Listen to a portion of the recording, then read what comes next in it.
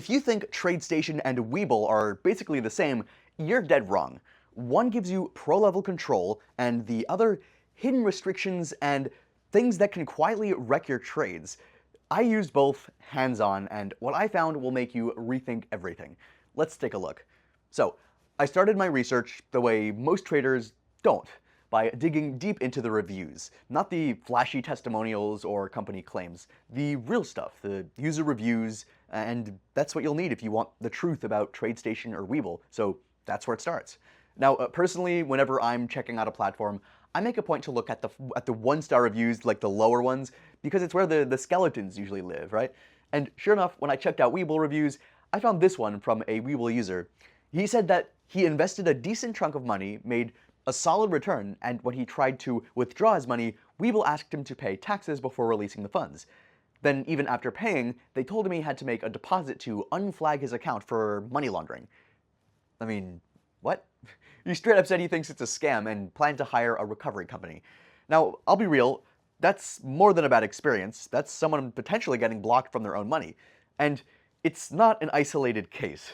Webull currently sits around a 1.3 out of 5 stars. That kind of number, it can tell you something. Compare that to Tradestation, which holds a much stronger 4.5 out of 5 stars. Of course, I found this negative review on Tradestation too.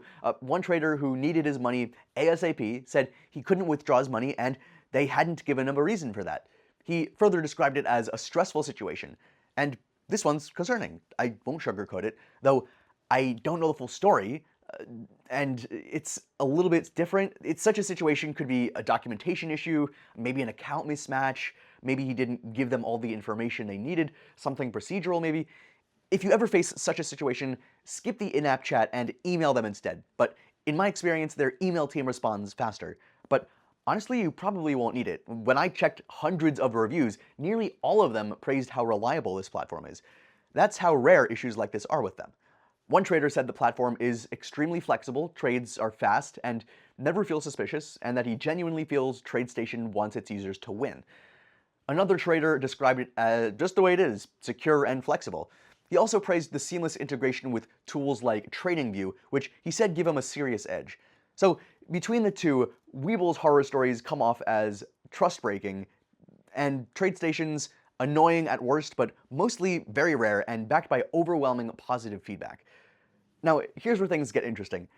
I spent weeks testing out both of these platforms, and if you're serious about trading, not just throwing darts at the market and like trying to get random things, then the difference in features between Tradestation and Webull, I think, is night and day. Let's start with one of my favorite Tradestation tools, the Hot Lists window. Now, at first I figured it would be some basic top movers list, but no, it's actually way deeper. You can filter by asset category, exchange, and type of activity, like highest options volume, biggest gains, biggest drops, or unusual volatility, and you're not stuck with the 25 results. You can expand it to see 50, 75, even 100. Plus, they've got separate lists just for options activity, so you can spot setups that other traders miss. At Webull, yeah, they've got lists, but they're pretty surface level. Tradestations let me drill down and spot stuff that you don't see on a standard screener. Then there's the trade bar. I love this thing. It's not just a buy-sell ticker. You can trade stocks, ETFs, and futures directly from it. Limit market, stop market, you name it. And it syncs with your trade manager window in real time, so every move you make gets tracked. There are even specific tabs for each asset class, so it's pretty efficient. Webull's order system felt, I think, like trading wheels by comparison. Really simple and not much you can do. But here's what really separates Tradestation from the likes of Webull: the strategy testing. I actually built a simple moving average crossover strategy, ran it through some historical data, and then set it to auto-execute on live charts. No extra software needed.